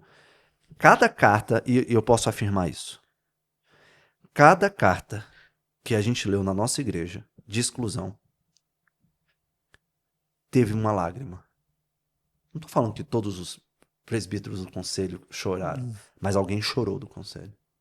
Alguém que estava acompanhando aquele caso mais de perto teve lágrima. Isso eu tenho convicção. Cada carta lida é uma carta carregada por lágrimas, não porque nós queremos ter o controle nas nossas mãos, né? Nós falhamos. Não, é porque é doloroso desligar alguém da igreja. E quando você passa por isso, ao longo dos anos, você vira pro jovem e fala, cara, caminha mais, caminha com seus irmãos, chore mais com eles. Eu, hoje, João, com 8 anos de presbiterato, eu cometo erros no meu pastoreio. Eu gosto de dizer o seguinte, assim, ovelha, quando morde, dói. Ovelha, quando morde, dói. Então, o pastor vai ter um momento que ele vai ser arranhado por lobos, vai ser mordido por lobos, mas ele também vai sentir a dor de ser mordido pelas ovelhas. Mas isso não significa que a gente reage da forma adequada também. O cajado que está na mão, às vezes a gente bate com mais força do que deveria. Então, há erros que são cometidos. E quando a gente bate com mais força do que deveria, isso também nos entristece. E aí eu tô falando de mim, né? Isso entristece, isso é pesado também. Então, não é tão simples. E só para fechar essa resposta, eu acho que a vocação pastoral, o Paul Tripp tem um livro, né, que chama Vocação Perigosa. Eu acho que é o melhor título no que diz respeito a esse assunto. E tem um texto que eu gosto muito, 1 Reis, capítulo 13. Para mim, esse texto é um texto central quando eu falo sobre ministério pastoral nessas conversas. O que ele fala? 1 Reis, capítulo 13, ele fala sobre um homem de Deus. Ele é um profeta que a gente não tem o nome dele. Ele é um homem de Deus, ele sai de Judá, ele vai dar uma profecia para Jeroboão, que é o rei do norte. Jeroboão tomou uma decisão lá de construir altares fora de Jerusalém, porque ele pensou assim, já que o reino está dividido, eu não quero que o povo do norte vá para o sul para poder adorar a Deus. Porque vai que esse povo se une de novo, eu perco meu reinado e a linhagem de Davi volta. E aí ele constrói. Esse homem de Deus vai lá, ele dá uma profecia, ele fala para Jeroboão que Deus iria quebrar os altares, que chegaria um dia que ele ia pegar os sacerdotes que estavam oferecendo sacrifícios e ia matar em cima dos altares. Jeroboão fica com raiva, estende a mão e fala, prenda esse homem. E aí a mão dele fica ressequida. Né? E aí Jeroboão fala, não, né, pede, a mão volta ao normal. Depois que tudo acontece, Jeroboão fala pro homem de Deus, pro profeta, vem comer na minha casa. E esse homem responde, eu não vou. Nem que você me desse a metade do seu reino, eu aceitaria. Porque o Senhor falou que não era para eu comer, não beber nada neste lugar e não voltar pelo mesmo caminho que eu vim. Beleza. Ele segue o caminho dele. E um homem, um velho profeta da cidade, ouve tudo o que aconteceu. Ele fala, filhos, preparem um jumento que eu vou atrás desse cara. Aí esse velho profeta de Betel encontra esse profeta sem nome e fala assim, você fez isso? Ele falou, fez isso, o Senhor mandou fazer a profecia. Vamos lá em casa para você comer? Aí ele responde, o Senhor disse para mim que não era para eu comer, para eu não beber nada neste lugar e não voltar pelo mesmo caminho. Aí o profeta, o velho profeta, o anjo do Senhor me disse que era para você ir lá. Aí o texto fala, e isso era mentira. O profeta sem nome volta para a cidade, na primeira garfada, na primeira garfada, o Senhor toma o velho profeta e fala, certamente você não será enterrado na sua terra junto com seus pais, porque você não me obedeceu. Você vai morrer. E esse profeta sai, em cima de um jumento, ele é atacado por um leão e morre. Uhum. Então, quando eu olho para esse texto, por que para mim ele é o referencial? O homem de Deus, pregando a palavra de Deus, ouvindo da parte de Deus, foi fiel quando foi tentado pelo rei Jeroboão, mas não foi fiel quando foi enganado por um profeta que disse que o anjo do Senhor tinha falado com ele. A responsabilidade é grande. Não é tipo, se eu obedecer até aqui, tá bom, né, Deus? Não tem meia obediência no chamado pastoral. Uhum. O chamado é para uma obediência integral. Esse homem fez tudo certinho. Ele condenou Jeroboão, ele teve coragem de confrontar um rei, ele pregou a palavra de Deus, ele não cedeu à tentação, mas ele poderia ter falado assim: não, Deus fala comigo, eu sou um profeta do Senhor. Se fosse para eu voltar, ele teria falado comigo. Uhum. Mas não, ele falou, o anjo do Senhor falou, então eu vou voltar. Ele cedeu a um momento em que ele precisava comer e tudo mais. Então, é um ministério muito sério, é uma vocação perigosa. Sim. É uma vocação perigosa. Eu acho que se a gente não tiver isso em mente, essa imagem em mente, acreditando que é meia obediência, que a gente pode fazer de qualquer jeito, que a gente pode fazer a qualquer hora, a gente acha que não tem a consciência do que é a vocação pastoral. Não, e o peso que Deus coloca sobre isso, né? Isso.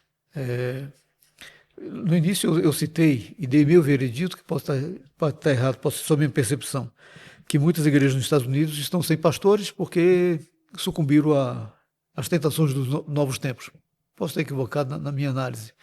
E na sua análise, o que você acha que está acontecendo, Gerson?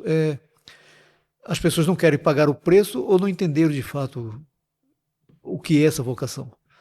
Bom, eu não conheço tanto do contexto norte-americano. Tivemos a oportunidade do Pedrinho Vilela, quando ele esteve aqui no Brasil. Ele falou assim: Jefferson, lá na minha igreja a gente está com um pastor interino há 2 anos e meio. Ele mora numa parte do subúrbio de Nova York. Estamos há 2 anos e meio sem pastor.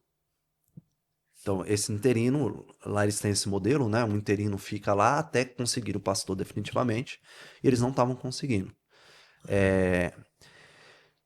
Talvez, né? Por um lado, esse negócio de ser pastor não é tão legal assim de fato. E as pessoas, os homens, também possam estar vendo isso de uma maneira em que, cara, tem tanto concurso público para eu fazer, tem tanto mercado de trabalho para eu poder me projetar, para que eu vou pensar sobre isso, né? Para que eu vou pensar em ser presbítero? Para que eu vou pensar em ser pastor? Por um lado, há muito desses elementos, porque eu acho que há muita individualidade, né? Para que eu vou ser pastor se existe um pastor na minha igreja que eu posso ir lá e consumir o que eu posso consumir sem ter o sacrifício, a exposição? Então, eu acho que existe muito esse pensamento, talvez, de que para que eu vou sofrer? Uhum. Também existe um outro pensamento, que é o outro lado da balança, que é pensar o ministério somente na dimensão mais simples do que ele pode oferecer. Status.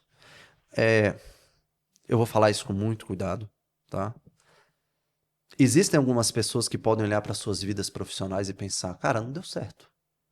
Eu tentei um emprego aqui, eu tentei um emprego ali, eu acho que eu não sou vocacionado para nada, eu gosto de teologia. Então será que Deus não quer que eu seja pastor? Então é aquele cara que se torna pastor porque não consegue ter uma vida estável profissional. Uhum. E aí ele já começa o ministério pensando que ser pastor é algo profissional. Então, eu preciso de um salário para poder sustentar minha família. Eu preciso de alimento. Então, será que 5 anos de seminário estudando para depois virar pastor não é o melhor caminho? Alguns podem pensar nos benefícios, né? Existem igrejas que têm escolas e ele pensa, poxa, eu vou ter uma bolsa. E aí meu filho vai poder estudar naquela escola, né? E vai poder ter o melhor estudo. Então, talvez valha a pena de fato virar pastor. Aqui eu estou falando nas dimensões Sim. negativas diante desse cenário, né? Então tem muito desses dois lados, né? Para que eu vou virar pastor e sofrer? Ou eu, poxa, olha os benefícios que eu posso ter em ser pastor sem pensar nas dimensões reais do pastorado. E aí você tem muitos que viram pastor, e isso Eu acho que alguns seminários são projetados para isso, que são aqueles pastores que têm a vocação, né, híbrida ali, né? Ele é pastor da igreja, mas ele tem outro emprego. E aí o próprio seminário não tem preparado tanto pastores integrais, né?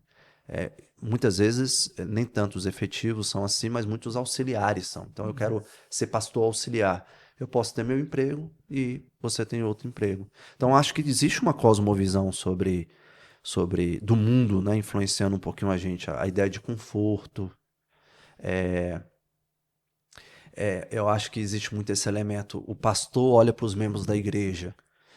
Poxa, o membro da igreja, ele é da área de TI, ele recebe bem. O membro da igreja é concursado, ele recebe bem. Aí ele olha e fala, poxa, eles podem viajar, eles podem trocar de carro, eles podem comprar um apartamento. Por que que eu não posso? E eu não estou dizendo que o pastor não pode. Sim. Eu acho que o pastor pode, dentro das condições que Deus permite que ele tenha. O que ele não pode é olhar para isso e falar, eu também devo ter isso. E ele começa a projetar a vida dele a partir do que as ovelhas da igreja podem ter. Porque essas pessoas conseguiram estudar e passar no concurso, conseguiram ter seus trabalhos. E ele olha para aquilo e ele fala, eu preciso ter o mesmo padrão das ovelhas da igreja local. E isso começa a influenciar a forma dele pensar.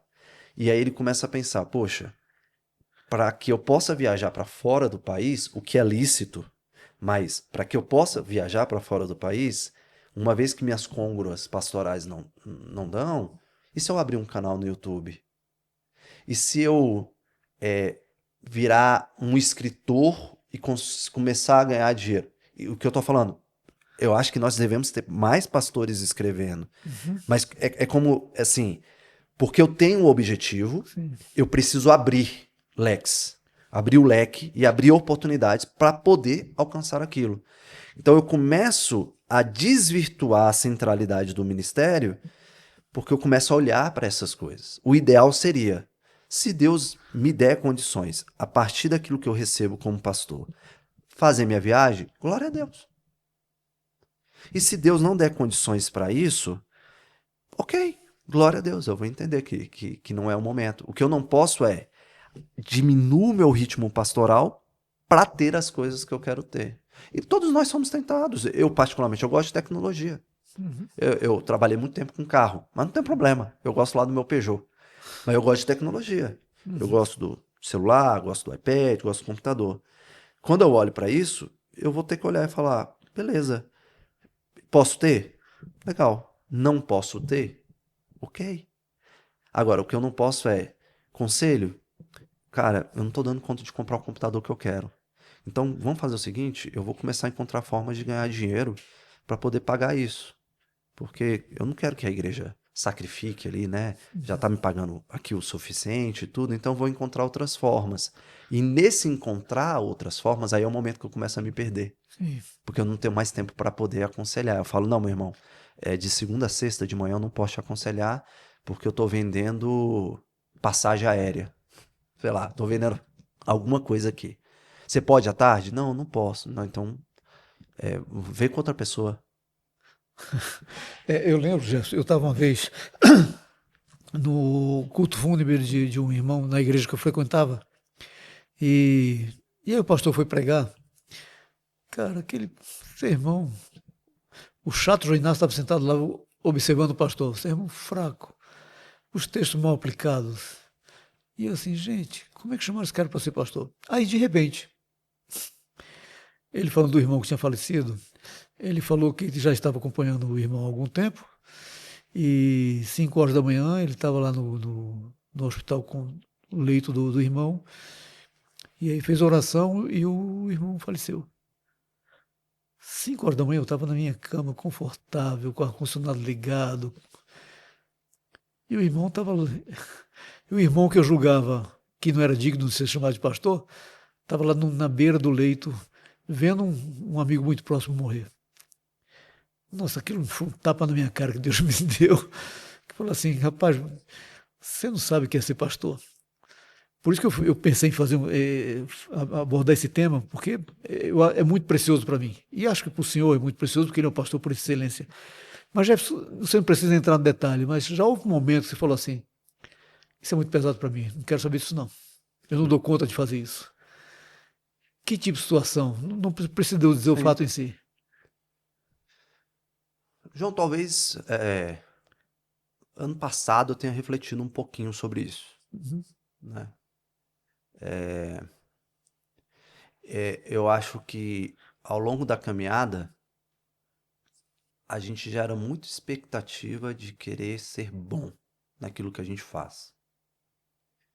Por mais que a gente possa se convencer o tempo todo, não, eu sou servo, não é sobre mim, não é sobre temor de homens, não é sobre glória humana, mas a gente fica o tempo todo ali querendo ter um auto-reconhecimento de que você está fazendo tudo certo, de que as pessoas estão te procurando, de que as pessoas estão te amando, de que as pessoas estão te elogiando. E tudo isso é muito tentador.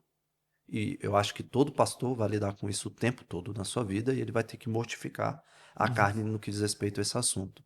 Mas talvez ano passado eu tenha tido um pouquinho de uma reflexão assim de pensar assim, será que é isso que eu quero, né? Talvez por ter falhado com um irmão e, e a resposta deste irmão ter me impactado de uma forma que eu pensei, será que eu quero expor minha esposa? Será que eu quero expor minha filha, meus filhos? Porque assim, sua vida está exposta. Você pode estar caminhando, caminhando, caminhando. Você pode errar. E dali para frente, aquilo ali pode mudar tudo sobre o que aquela pessoa pensa sobre você. E aquilo que você tanto pensava lá atrás, eu não tenho temor de homens, eu não tenho temor de homens. Na hora que vem, você fala, caramba, isso tem um impacto muito maior no meu coração do que eu pensava. Até porque a gente falou até agora de bons conselhos, não de boas conselho que eu digo assim, presbítero, diácono, Isso, bons conselhos que funcionam bem. E graças a isso. Deus tem sido assim, desde a semear que a gente Graças a veio junto Deus. lá. Graças a Deus. Semear a redenção tem sido muito bom, mas nem sempre é assim, já. Isso. Isso te assusta?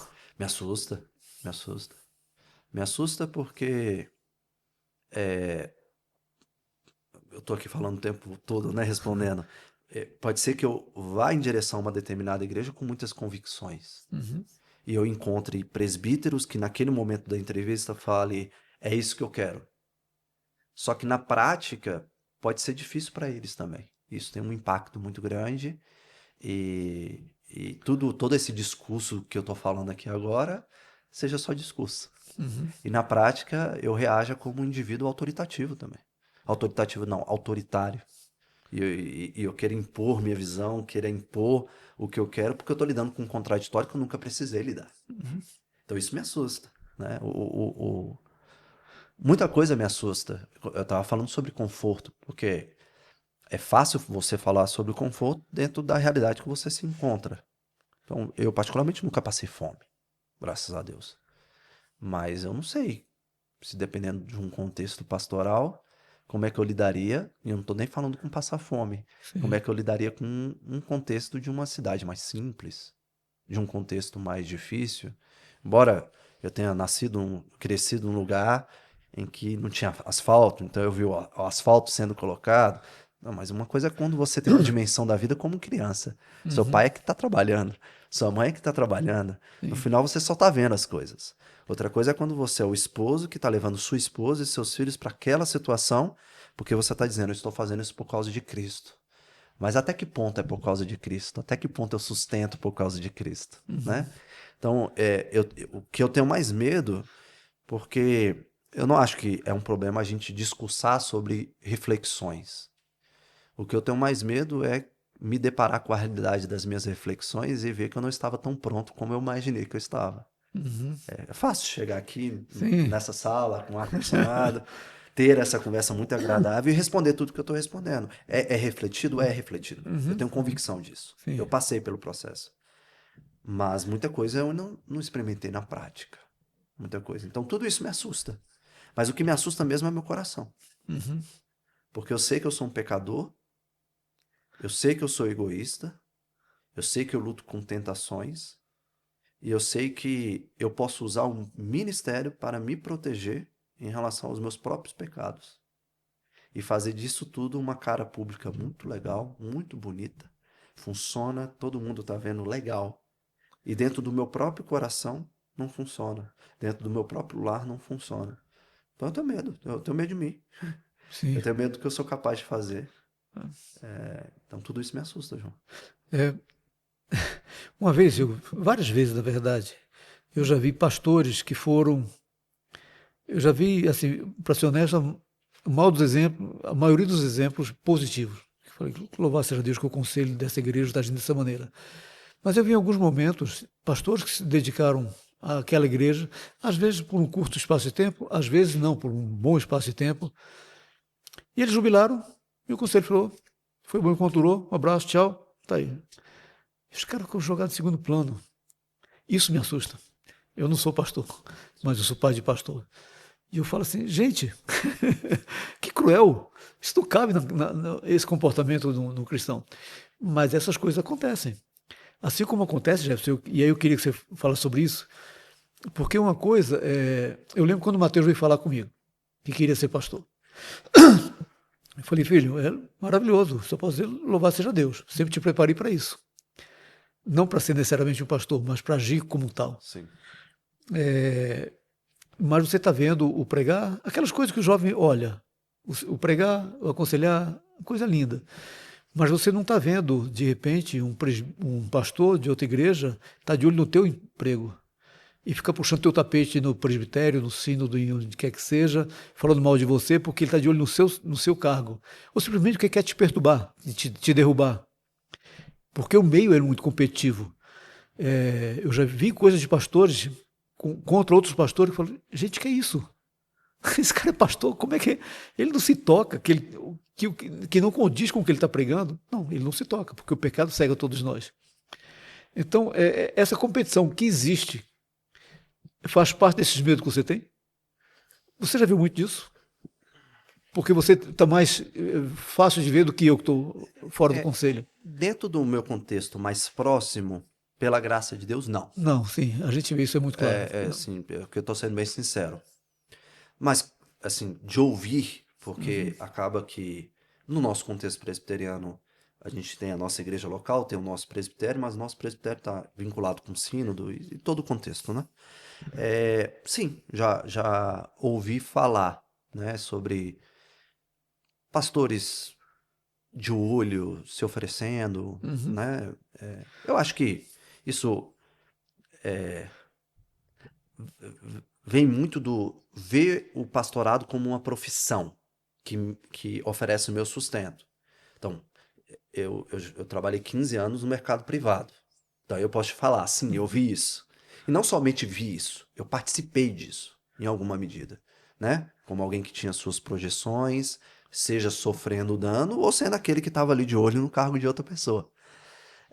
Quando a gente olha para o contexto do pastorado, a gente não pode ser iludido e dizer que isso não vai acontecer.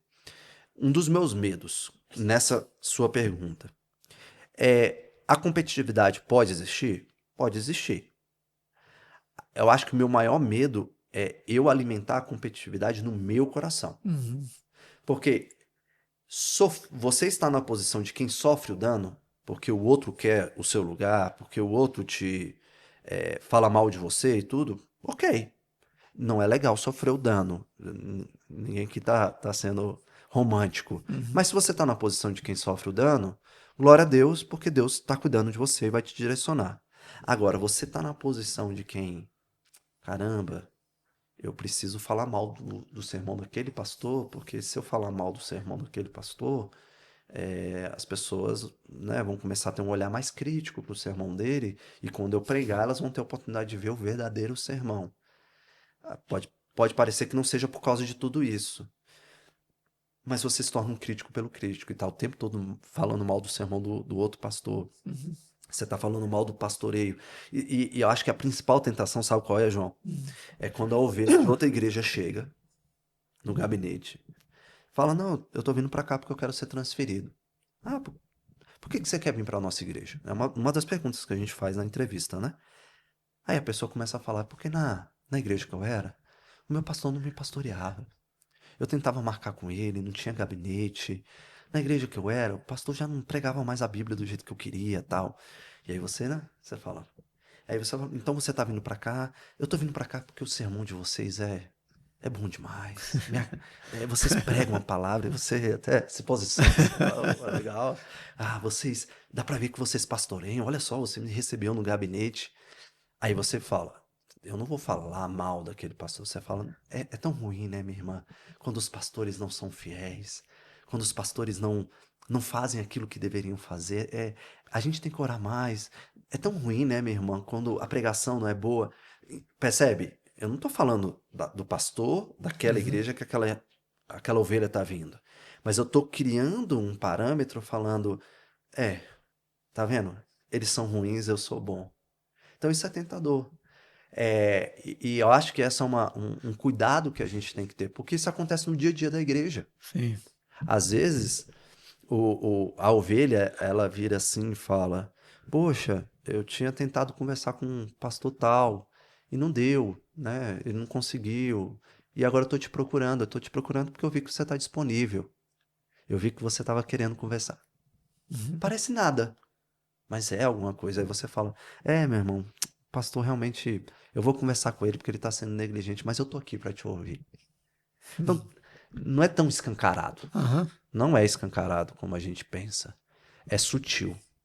E nesse ser sutil, o ouvido fica satisfeito com aquilo que ouve, porque o ouvido ele só precisa ouvir um elogio. Sim. Ele não tá nem aí se esse elogio vem acompanhado de falar mal do próximo. Tá nem aí. É elogio. Eu vou descartar um elogio. Então as tentações são Eu grandes. escutei falar que, assim, que crente ele não, ele não fofoca, né? Ele pede oração, né? Boa. Ele nunca chega assim, ô presbítero, ô pastor, eu já procurei fulano, conversei, orei, jejuei, eu tô tentando conversar e não deu certo. Eu tô procurando, eu já chamei 2 testemunhas, tal. Nunca. É Aham. sempre assim, ô pastor, eu tô tão preocupado com fulano. E ele tá fazendo isso, isso, isso, isso, isso. Aí você vem a pergunta, você já teve a oportunidade de conversar com fulano? Não, pastor. É porque se eu conversar com ele, ele não vai entender. E aí ele vai ficar mal, né? Ele vai ficar triste. Eu acho que o senhor é a pessoa que tem que conversar. E ela não percebeu, né? Que dali pra cá, ela só fofocou. Parece piedoso, mas ela fofocou. E talvez esse seja um dos pontos principais, João, dentro da relação pastor-ovelha com essa dinâmica, né? De aplicar mais Mateus 18. Se nós aplicarmos mais Mateus 18, de falar, meu irmão, ok, eu acho que ainda não é o momento de você conversar comigo. Converse com seu irmão, a gente vai ser menos tentado a ouvir coisas que Sim. podem alcançar os nossos corações, né? Então, acho que é uma forma de se proteger. Jeff, eu pensando no gabinete pastoral, como você disse, é um momento crucial da ovelha que ela valoriza e é quando vai lá e abre o coração. Com razão, nós muito criticamos os católicos nos seus comportamentos. Mas eles têm um comportamento que eu admiro, principalmente por parte dos padres, que é um código de ética que aquilo se ouve na sacristia, no seu nome do lugar. Morreu ali. Sim. E eu já vi conversas, eu já vi um caso real de uma pessoa que se matou. Não por causa disso, ele tinha vários problemas, mas ele se matou. Mas uma das coisas que o incomodava é porque um dia ele procurou um pastor e esse negócio veio a público. Tem sido muito comum ao longo da história, tem sido muito comum ao longo da história, pastores que caem em adultério, e tudo começou no gabinete pastoral por uma relação muito próxima de aconselhado e conselheiro. Como se proteger disso, Jefferson? Para que o pastor não, não exerça sua influência que ele está tendo sobre uma ovelha fragilizada naquele momento. Temer a Deus. É necessário um temor, porque, de fato, João, quando você está no púlpito pregando, você consegue olhar para todas as ovelhas, mas você está olhando dentro de uma dimensão pastoral, porque pregar também é aconselhar, né? É um aconselhamento público que alcança toda a igreja. Mas quando você está dentro do gabinete, é o momento mais vulnerável daquela pessoa. Vamos pensar assim: nós vivemos em dias em que publicidade é tudo nas redes sociais. Mas privacidade é tudo no que diz respeito às outras coisas. Então a pessoa não tem problema de expor tudo que ela tem nas redes sociais, mas ela tem dificuldade de procurar uma pessoa para conversar. Então, para a pessoa sair de casa, primeiro, para a pessoa mandar uma mensagem falando: eu quero conversar com você, eu quero confessar um pecado, eu quero expor meu coração, essa pessoa já tomou uma decisão muito séria. Quando ela chega no gabinete, você está com um indivíduo muitas vezes vulnerável. E aí você tem que se proteger justamente, primeiro, para você não acreditar que você é a solução para aquele indivíduo. Porque aí entra a questão anterior, né? Eu preciso garantir meu emprego.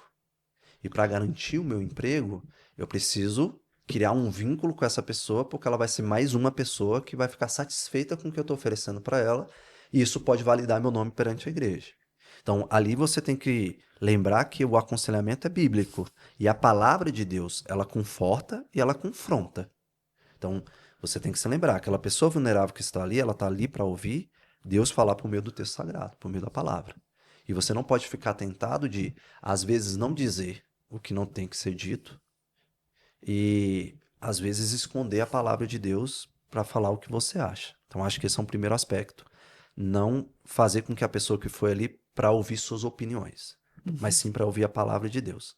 Um outro elemento para poder se proteger, a nossa Constituição da Igreja Presbiteriana, ela nos ajuda um pouquinho. Ela fala que os casos eles são privados.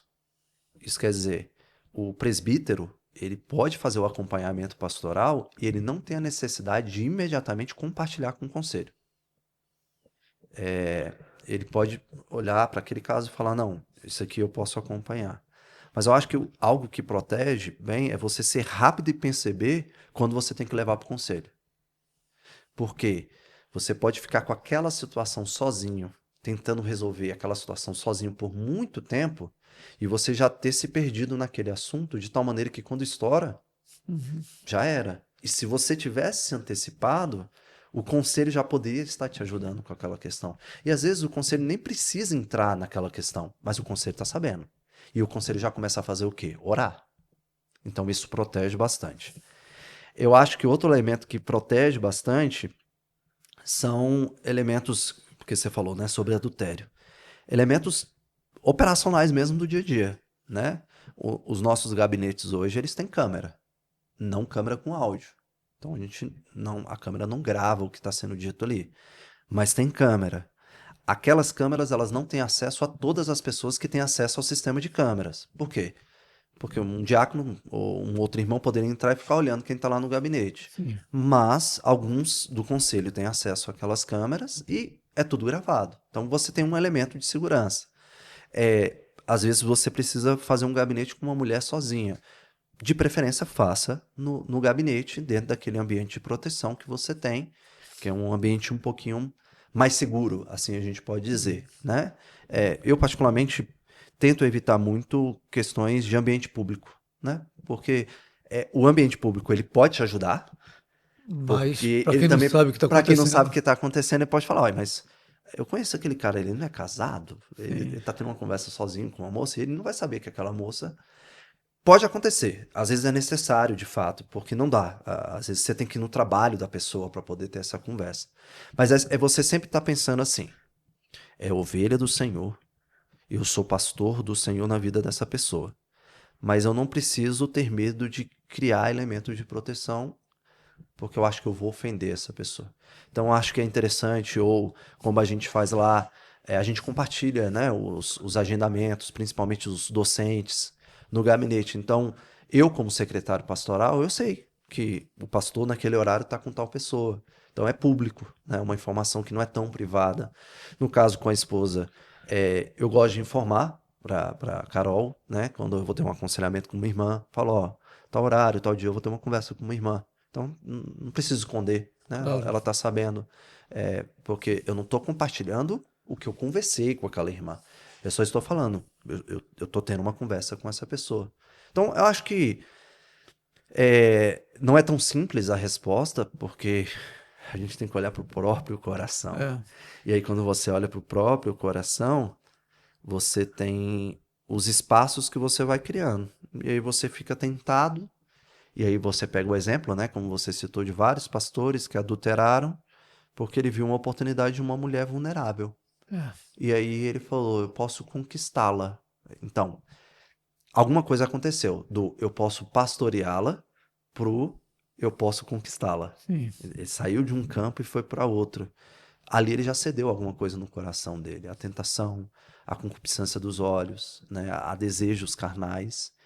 E aí acontece. E eu estou numa posição aqui que eu olho para esses homens como alguém que pede misericórdia para eles e olho para o meu coração porque eu sei que eu posso fazer a mesma coisa que eles fizeram. Não é tão. Não tem uma fórmula de dizer que eu nunca vou fazer isso. Uhum. Não, eu vou ter que clamar ao Senhor Deus por me livre. misericórdia para que Ele me livre, né? Que eu não pense que eu esteja de pé ao ponto de fazer isso. Legal. Jeff, quando é que é a sua avaliação? Bom, Depois dessa, né? João, assim, eu me formo ao final do ano, né? Então, eu acredito que, olhando para os últimos anos, a formatura tem sido no primeiro final de semana de dezembro. Olhando para o calendário, seria possivelmente que a formatura esteja ali no dia 5 de dezembro. Então, tem esse elemento da formatura, esse é o elemento do seminário. Para que eu possa ser ordenado ou licenciado, eu preciso ser avaliado pelo presbitério, né? Então, pode ser que ao final do ano essa avaliação aconteça. A nossa reunião ordinária, ela já está agendada para outubro de 2026 e caso o meu tutor apresente um relatório solicitando a minha ordenação, o presbitério vai me avaliar para ordenação.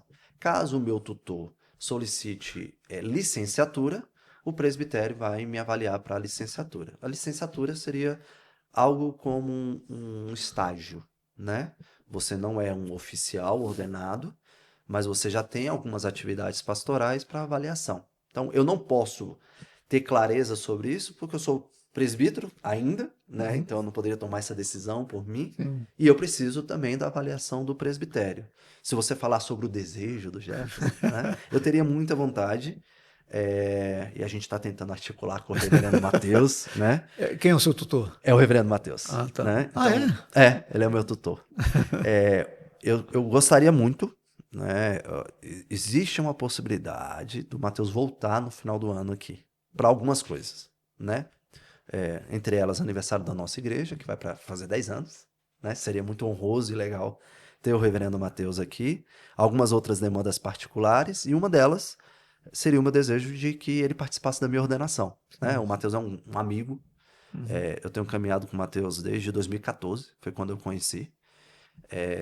Ele é o meu pastor, né? Na igreja local. É alguém que... Ele é um par, mas eu o vejo como meu pastor. Eu sou pastoreado por ele. Ele é meu amigo. Já chorou nos momentos que nós deveríamos chorar. Já se alegrou nos momentos que nós deveríamos nos alegrar. E tê-lo aqui na ordenação, para mim, seria algo muito importante, pela amizade que eu tenho por ele.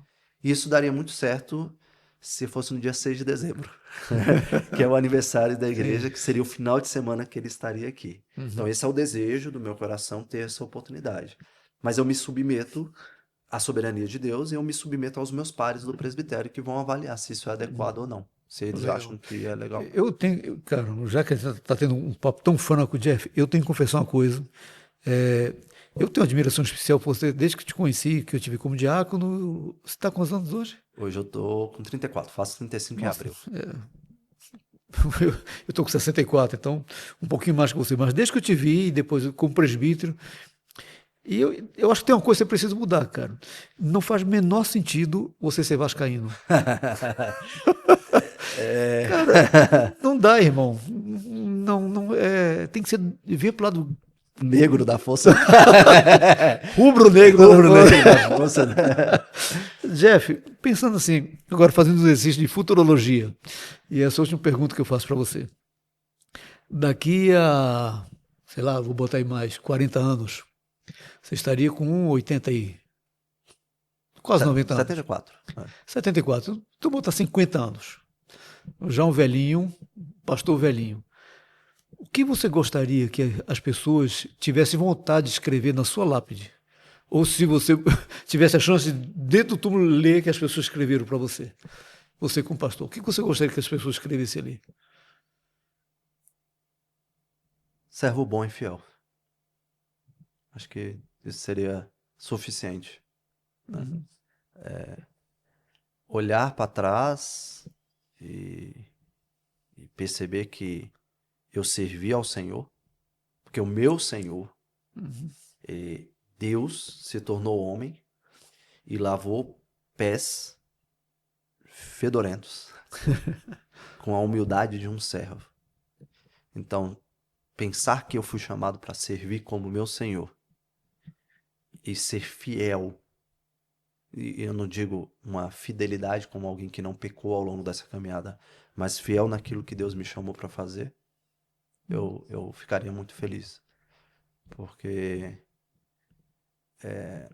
não é sobre mim, João. De verdade, eu não falo isso como alguém que está num podcast, que está sendo gravado e ficaria legal, né? Mas não é sobre mim.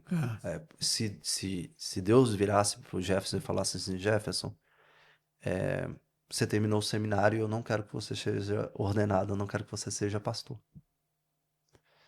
Sim. Obrigado, Senhor. É isso que o Senhor quer, então é isso. Eu não quero forçar a barra, porque não é sobre mim.